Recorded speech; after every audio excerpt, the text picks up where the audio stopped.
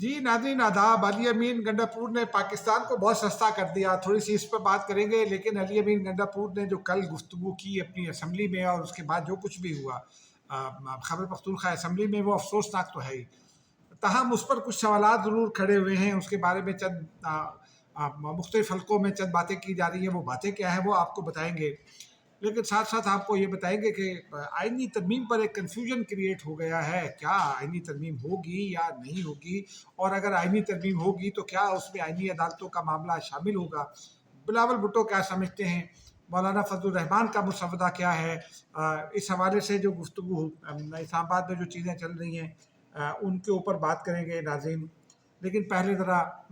اور پھر آپ کو بتائیں گے عمران خان صاحب کو ایک نیا نام دے دیا ہے ہمارے ایک دوست نے،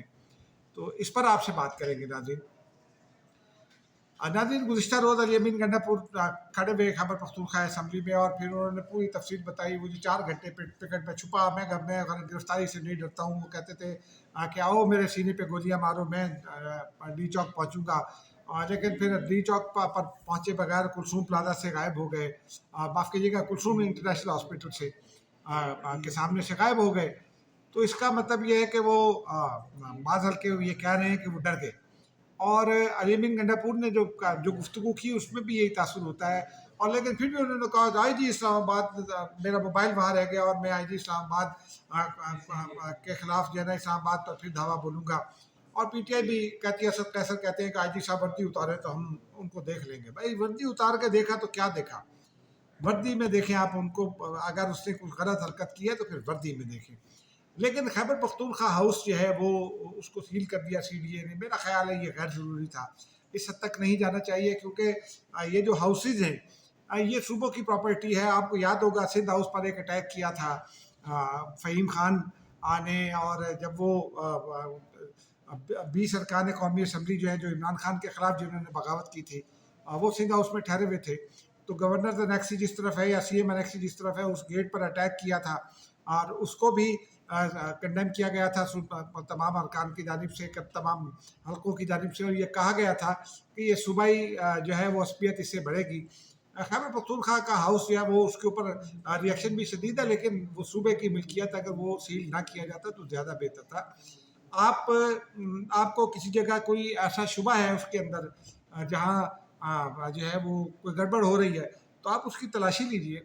اور اپنے لوگ وہاں بٹھا دیجئے تلاشی پر، یہ ذرا زیادہ مناسب ہوتا سی ڈی اے کے لیے، یا اگر وہ کوئی غیر قانونی تعبیر ہے تو آپ اس کا ریکارڈ نکالیے، نوٹس کیجئے۔ بہرحال اب وہ علی امین گنڈاپور صاحب کے بارے میں تو خیر یہ مختلف حلقے جو ہے اسلام آباد میں لوگوں سے بات ہوتی ہے تو وہ یہ کہتے ہیں کہ بہت دلیر ہیں بھائی، 4 گھنٹے پکٹ میں چھپے رہے گرفتاری سے بچنے کے لیے، اور کہتے تھے کہ آؤ میرے سینے پہ گولیاں مارو۔ ایک الزام انہوں نے عائد کیا کہ جناب خون خرابے کا خدشہ تھا، 3 اطراف سے فوج نے گھیر لیا تھا۔ اس الزام میں کوئی صداقت نہیں ہے، میں نے وہ پورا علاقہ دیکھا ہے اور چیزیں بھی دیکھی۔ یہ جو جب علی امین گنڈاپور پہنچے ہیں وہاں، اور اس درمیان میں جو پروٹوکول ہے سیکیورٹی کا، اس میں پہلے پہ پولیس ہوتی ہے، وہ کہ آرٹیکل 245 جو ہے وہ لگایا ہوا تھا، لیکن پہلے پولیس، اس کے بعد اسلام آباد کی ہی یہ جو کاؤنٹر ٹیررزم ڈپارٹمنٹ ہے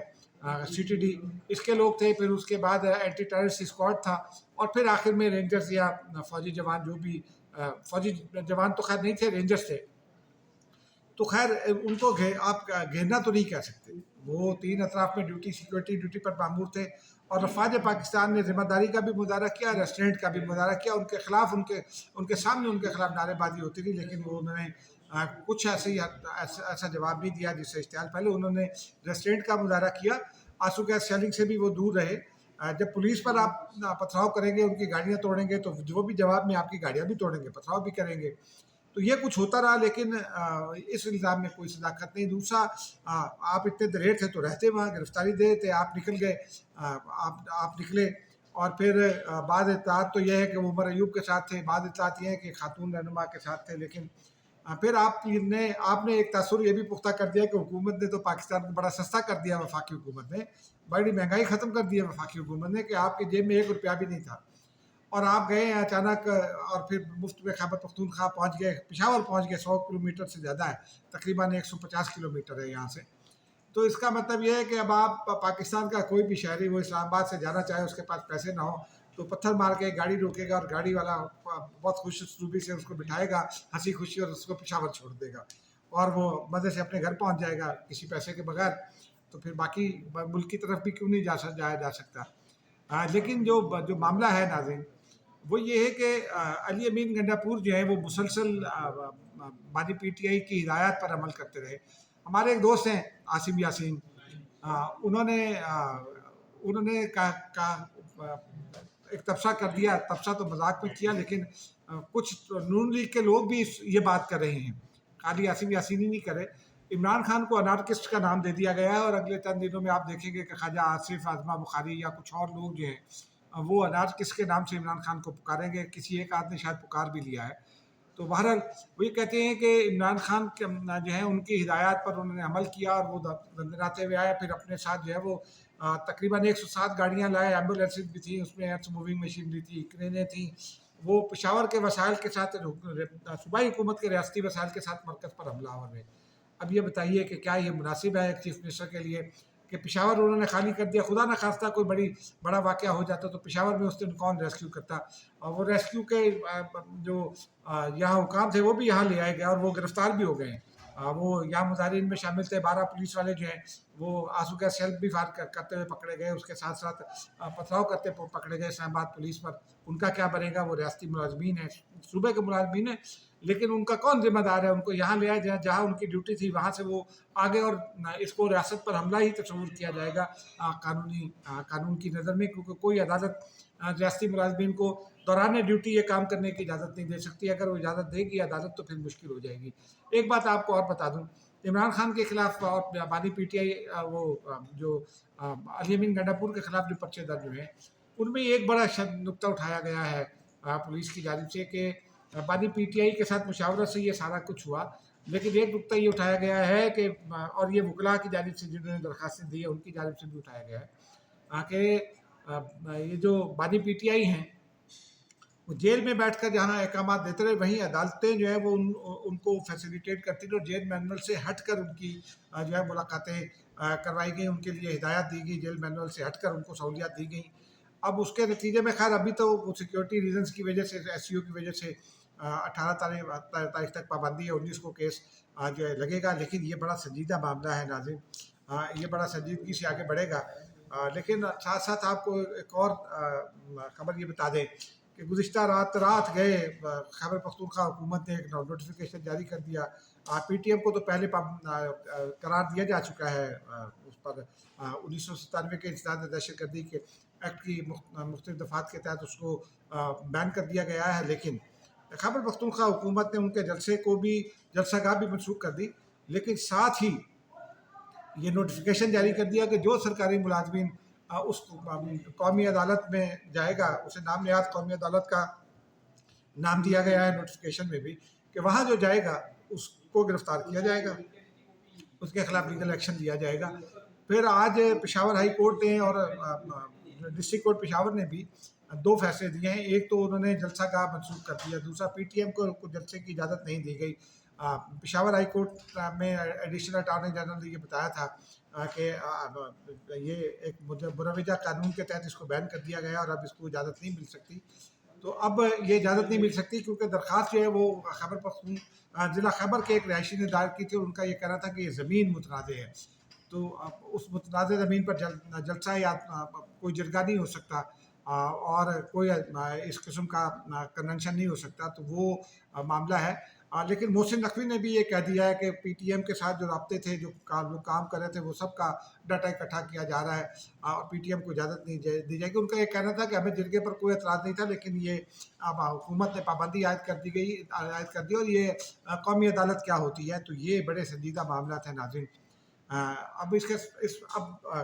ذرا چلتے ہیں آئینی ترمیم کی جانب. آج بلاول بھٹو زرداری نے ہم لوگوں سے ملاقات کی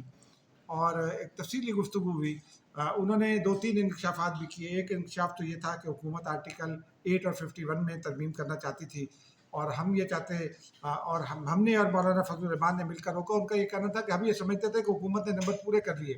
لیکن عین وقت پر مجھے بتایا گیا کہ جا مولانا نہیں ہے. تو پھر میں مولانا سے ملنے گیا اور پھر جب مسودہ سامنے آیا تو پتہ چلا کہ یہ تو معاملات وہی ہیں جس کی ہم مخالفت کرتے ہیں، تو ہم نے مخالفت اس کی اور اب وہ ہو گیا ہے۔ تاہم ان کا یہ کہنا تھا کہ اب حکومت کے پاس مولانا فضل الرحمان سے بات چیت چل رہی ہے، ان کا مسودہ سامنے آئے گا تو بیٹھیں گے،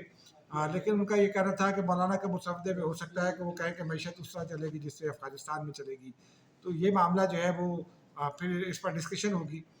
لیکن ان کا یہ ان کو بھی یہ امید تھی کہ 25 اکتوبر کی جو ڈیڈ لائن ہے، وہ کہتے تھے کہ میرا تو کوئی مسئلہ نہیں ہے، نہ ہی کوئی چیف جسٹس مسئلہ ہے، نہ ہی میرا کوئی مسئلہ ہے، صرف میں یہ چاہتا ہوں کہ آئین اور قانون کی روشنی میں اپائنٹمنٹس ہوں، اپائنٹمنٹ کا طریقہ کار جو ہے اس میں اصلاحات لے آئی جائیں، کیونکہ دنیا کے دیگر ملکوں میں بھی ججز کو اپائنٹ نہیں کرتے، پارلیمنٹیرینس کرتے ہیں، امریکہ میں صدر کرتا ہے اور پھر پارلیمان ان کی کرتی ہے، تو اس کی منظوری دیتی ہے۔ تو ان کا یہ کہنا تھا کہ یہ معاملہ جو ہے نا یہ اسی طرح ہونا چاہیے، لیکن ہم اس کو ٹرانسپیرنٹ بنانا چاہتے ہیں تاہم افتخار چودھری کے رد عمل کا آدمی نہ ہو۔ تاہم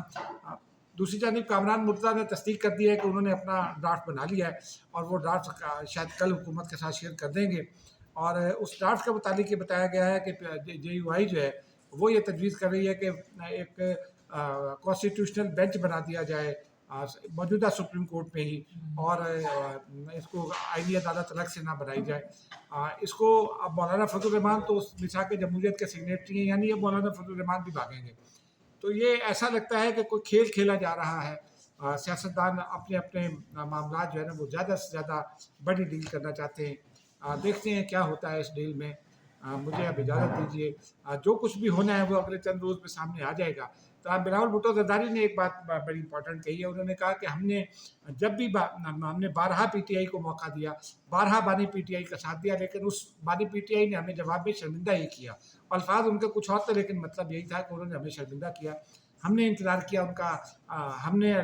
جو ہے ان کو حکومت بنانے کا آپشن دیا، لیکن وہ تو ہم سے نہیں یا سیاستدانوں سے نہیں اسٹیبلشمنٹ سے بات کرنا چاہتے ہیں تو کر لیں۔ ان کا یہ کہنا تھا کہ مجھے بانی پی ٹی آئی کا جو مستقبل ہے کچھ روشن دکھائی نہیں دیتا۔ ناظرین مجھے اجازت دیجیے، خدا حافظ۔